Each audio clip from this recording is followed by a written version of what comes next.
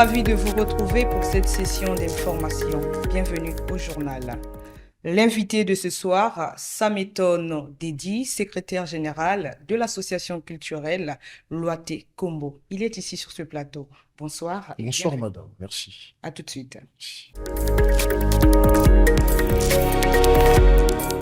Les enseignantes des écoles préscolaires de l'inspection Brazzaville 2 à l'école du savoir vont appréhender la fabrication du matériel didactique.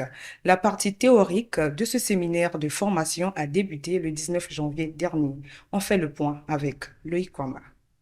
Elles viennent des centres d'éducation préscolaire du public et du privé de l'inspection de Brazzaville 2. L'objectif du séminaire est de former ces enseignantes dans la fabrication du matériel didactique. Un matériel adapté pour développer la concentration des élèves de la maternelle lors des enseignements. Au préscolaire, nous avons deux types de matériel didactique.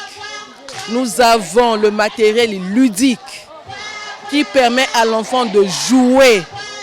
L'enfant au préscolaire n'est pas comme dans les autres cycles. L'enfant au préscolaire apprend en jouant. Il y a des jeux de puzzle que nous allons fabriquer. Il y a des jeux de loto, les jeux de chronologie, il y a beaucoup de jeux de domino. Et vous voyez, dans nos salles de classe, nous parlons beaucoup plus de l'espace classe, là où il y a des coins jeux. On fabrique des poupées, on fabrique des voitures, on fabrique tout ce qui est comme coin jeu. Pour la chef de la circonscription scolaire de Brazzaville 2, l'amélioration de la qualité des enseignements passe nécessairement par l'acquisition des compétences. Nous apprenons à ces dames les techniques de fabrication, telles que comment teinter le sable.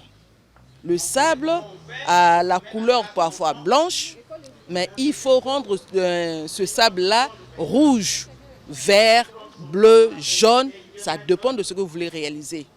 Donc, ces dames-là vont acquérir des compétences de la fabrication du matériel didactique pour que dans leurs écoles, que ça ne soit plus le dogmatisme, que l'enseignement soit vraiment vivant, que l'enfant joue, que l'enfant ait l'envie de venir chaque fois à l'école parce qu'il y a le matériel ludique. Alors que le préscolaire retrouve sa place dans la formation de la petite enfance, tous s'accordent sur l'implication de tous. Nous constatons que parfois l'enfant qui commence la maternelle, le mois d'octobre, novembre, l'enfant dit « je ne veux plus aller à l'école » parce que là-bas, il ne joue pas. Ce n'est pas son cadre. L'enfant apprend en jouant. Quand il y a beaucoup de jeux à l'école, vous voyez que l'enfant va demander à papa « Papa, il faut m'emmener à l'école vite parce que je vais aller jouer ». En jouant, il apprend. Pour beaucoup, après le 19 et le 20 janvier, période du séminaire, les enseignants doivent être capables de créer des conditions de meilleur apprentissage.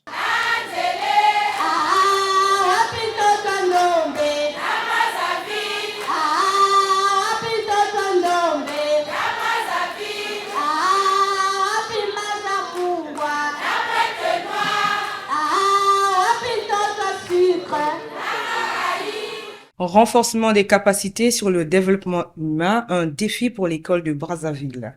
Cette thématique a constitué la toile de fond des échanges entre les acteurs de l'éducation. Le but étant de revisiter un certain nombre d'acquis de l'école congolaise. Cette initiative est à mettre à l'actif du directeur départemental de l'enseignement préscolaire, primaire, secondaire et de l'alphabétisation, Alain-Claude Dangwama. L'atelier a pour objectif d'amener les enseignants et d'autres acteurs de l'enseignement à avoir la même compréhension des réformes et des démarches pédagogiques. Les choix des thématiques reposent sur les connaissances nécessaires aux enseignants.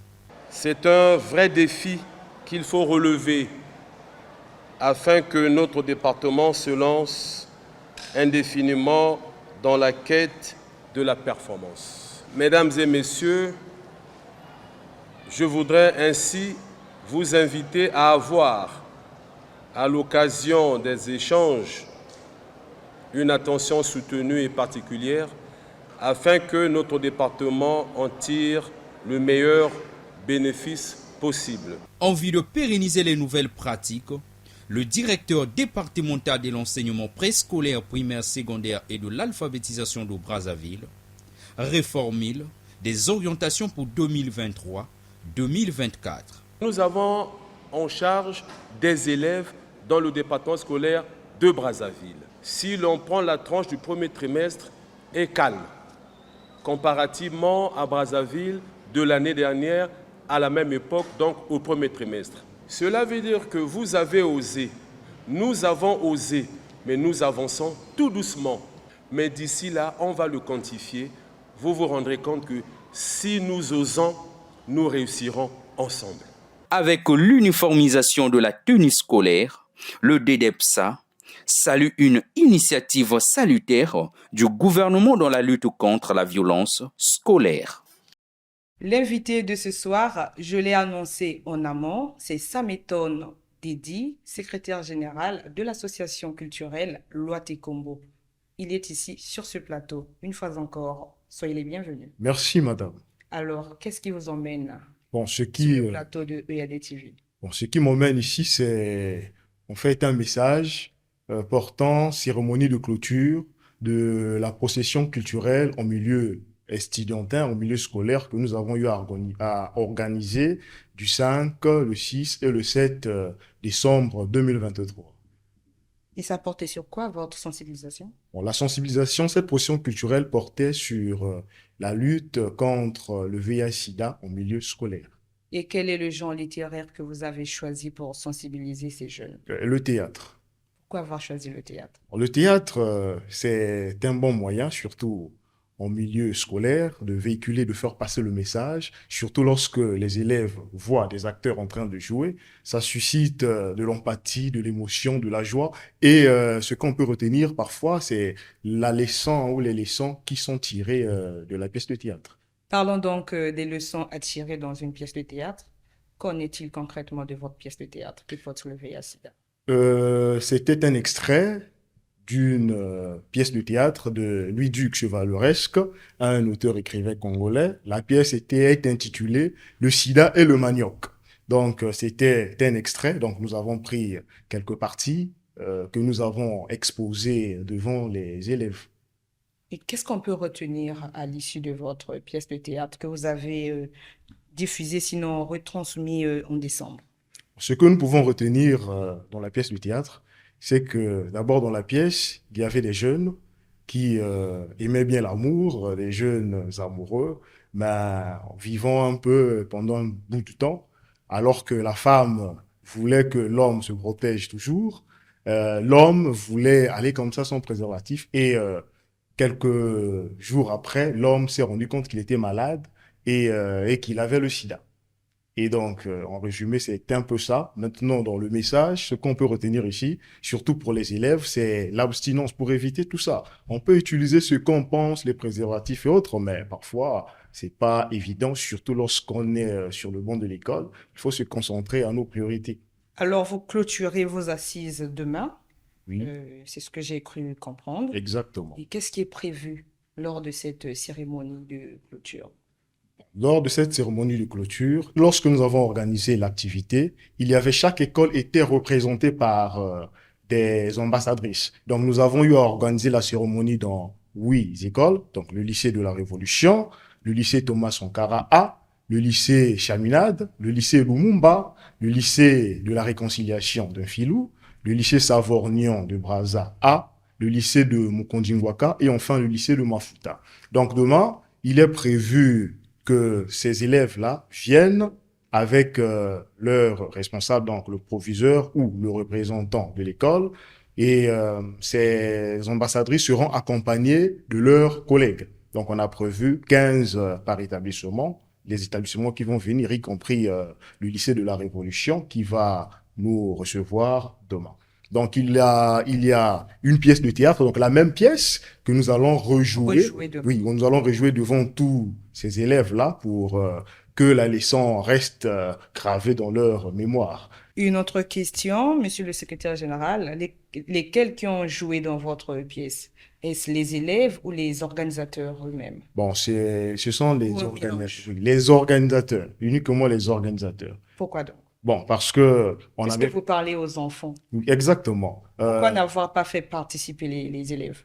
Bon, c'était prévu, mais le temps nous était vraiment imparti. Voilà pourquoi ça nécessitait une très bonne préparation et avec le temps, donc, on a préféré nous-mêmes jouer. Personnellement, moi, je suis acteur. Quel a été votre rôle? Bon, je m'appelais Yo-Yo dans la Yo-yo. pièce Yo-Yo avec une petite amie Yo-Yo-ness et j'ai fini par avoir le sida après. C'est pas dans la vraie vie, j'espère. Un mot de fin, monsieur le secrétaire général. Bon, merci madame de nous avoir reçus Je vous en sur prie. votre plateau et nous nous en sommes infiniment reconnaissants. Et bon, demain, c'est la clôture de la cérémonie, mais ça ne finit pas. La lutte continue. Ce n'est pas que parce que demain nous allons clôturer et que tout s'arrête là.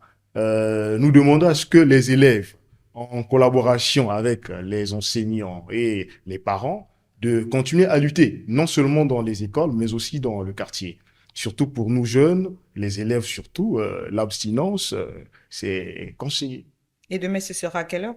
Demain, c'est à 10 heures, 10 heures, dans l'amphithéâtre du lycée de la Révolution. bien sûr. Merci d'être passé sur ce plateau et bon vent dans vos activités. Merci, madame. Poursuivons notre journal. Le proviseur du lycée français Saint-Exupéry, Paul d'Orville, et les parents d'élèves du lycée d'excellence conventionné de Révolution ont passé au crible tous les contours de participation des élèves aux examens d'État français. C'était en présence du proviseur Firmin Mungala, responsable de ce lycée d'excellence, un lycée franco-congolais. Regardez. Modalité d'inscription et frais, déroulement des épreuves écrites et orales des examens français, autant de questions abordées entre le proviseur du lycée Saint-Exupéry et les parents. Objectif, ôter les zones d'ombre qui entourent souvent les examens français. Je suis ravi d'avoir pu partager avec les parents d'élèves congolais, c'est la première fois, pour pouvoir répondre à leurs questions dans un premier temps, mais aussi leur apporter tout ce qui pourrait leur être utile pour que leur enfant appréhende mieux, aborde mieux et réussisse mieux les épreuves du baccalauréat français, sachant que contrairement à nos élèves, ils ont 2 examens à passer en même temps, et donc je tenais absolument à pouvoir leur apporter des éléments qui leur seraient utiles pour faciliter le passage de ces examens et surtout leur permettre de mieux réussir. Les examens français interviendront le 5 juin, soit avant le bac congolais. Conseil d'enseignement dans ce journal. Les résultats scolaires déterminent la qualité des enseignements, dit-on. C'est dans cette optique que le proviseur du lycée de la Révolution, Firmin Mungala, a tenu un conseil d'enseignement avec les enseignants de cet établissement scolaire. Objectif, revoir le travail des élèves, en particulier celui des élèves de la terminale, dont les moyennes ne satisfont pas et n'honorent pas la qualité des enseignements transmis. Après la composition du premier trimestre, les moyens de classe de terminale que nous avons eus ne sont pas à la hauteur de nos attentes en tant qu'administration. C'est un conseil sur fond de rappel des pratiques pédagogiques mais aussi administratives. De l'intérêt des devoirs de classe en passant par l'importance des listes de présence lors des devoirs, la correction des copies pendant les évaluations, rien n'a été omis dans cette salle.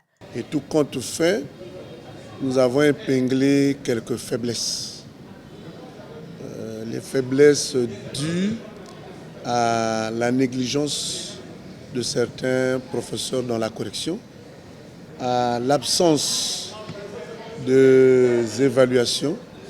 Le document de cadrage fixe le nombre de devoirs à 3, mais de façon générale, un professeur sur 10 en terminale organise un devoir sur table. Ça fait que les compositions ressemblent à des examens blancs.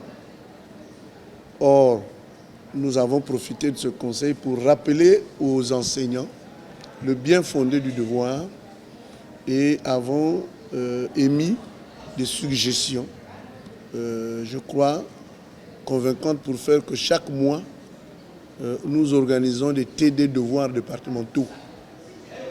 Pour que, au moins, les professeurs aient la possibilité de vérifier les acquis et de remédier là où il faut remédier. Firmin Mungala lorgne de bons résultats au bac. Un vrai challenge aux yeux du proviseur. Veillez à ce que ce trimestre-ci, tous les professeurs ou tous les élèves de terminale aient au moins 2 devoirs de classe. C'est d'abord veiller à cela. Ensuite, veiller à ce que les professeurs reprennent en charge les apprenants. Le lycée de la Révolution entend faire de l'excellence son cheval de bataille et le proviseur appelle à l'implication de tous. Autre fait de l'actualité, une nouvelle présidente à la tête de la JCI, Jeune Chambre Internationale. Belkis Massambanganga va désormais conduire cette organisation qui lutte contre l'oisiveté des jeunes. La passation des charges a eu lieu à Brazzaville. Témoin de l'événement, Prêche Malonda et Welcome Devolo. Une passation qui intervient un mois après l'élection d'un nouveau président à la tête de la JCI, Jeune Chambre Internationale.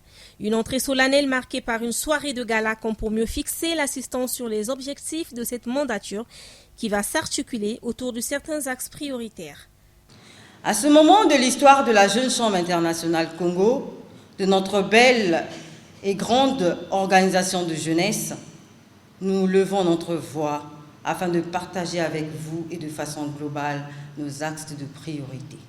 Mais avant tout, nous sommes honorés de répondre à l'appel du chef de l'État, son Excellence M. Denis Sassou Nguesso, décrétant l'année 2024 comme l'année de la jeunesse et de présenter les projets ambitieux que notre organisation propose pour soutenir cette initiative.